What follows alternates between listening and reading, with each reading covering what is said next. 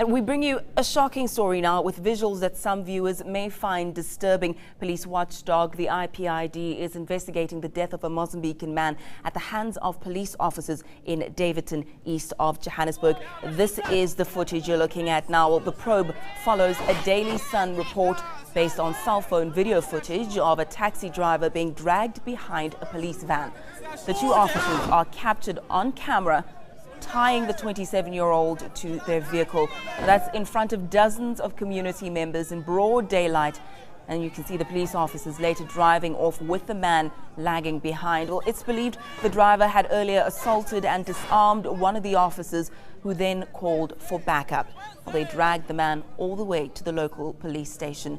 He later died that evening. No arrests have yet been made.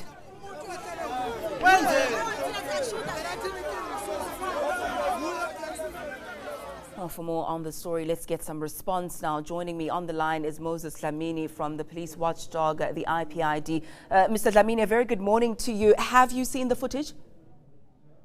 Good morning. I saw the footage and some clips last night, Ayanda. Our investigators have also seen the footage, but we have not located the source or who recorded the footage. Would like to take a statement from the person who recorded so that we continue with the investigation. Failing which, if you don't find the source of the video footage, I mean, the footage is there already. Do you need any statement with regards to that? Or can you not go by what you see on the tape? Well, the footage has to be authenticated so that it can be used in court. So we do need to speak to the person who took the footage and have the footage authenticated. The police officers involved, what's happened to them? Will they be suspended pending the investigation?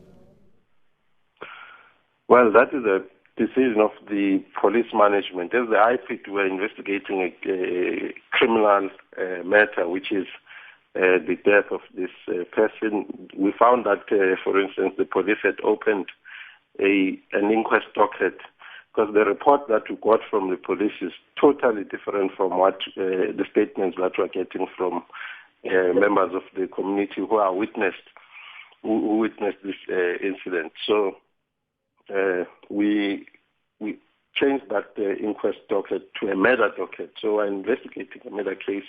However, the investigation is taking place since yesterday, 4 o'clock in the morning. Our investigators were at the scene and continued until late in the night. Today they're going back to the scene and they're going to be speaking to more witnesses and taking their statements so that we understand more clearly what happened. We have people who can tell us what they saw in support of the video footage. I mean, would you admit that this definitely does not look good, to say the least? It's absolutely shocking. Would you give us that? Definitely. We are shocked ourselves. We come across, a lot of cases of police brutality. However, this is one of shocking cases because it's also done. The police don't even care that there are people who are watching, there are witnesses. This man, according to the post-mortem, he died from injuries to his head. And you can see then, if you look at the footage, how that came about. The disturbing thing is also that he was put in the cells. Instead of being taken to a hospital for medical attention, which is against the rules. But we know who the police officers who are involved in this incident, and we're busy, doing the background investigation, and then we will approach them also for their statements. Then we'll take the matter forward. Let me just clarify this with you. So you're saying that the investigation will now look into a case of murder. Will it run concurrently with the IPID's investigation, or how is it going to work? The IPID is conducting a criminal investigation, a case of murder. So that if that case, if there is sufficient evidence, as it seems to be the case, we're going to take this matter to the prosecutor so that a decision is made.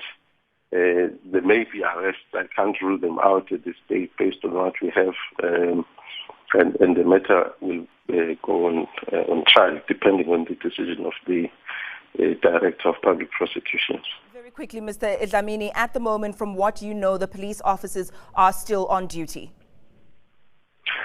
Police officers are still on duty. It is a decision of the police management whether to suspend them or not. We will, as the IPID, quite possibly make a recommendation for them to be suspended. But it's not our decision. It's the decision of the police management to suspend or not suspend. We'll have to leave it there. Thank you so much. That was Moses Dlamini, spokesperson for the Independent Police Investigative Director.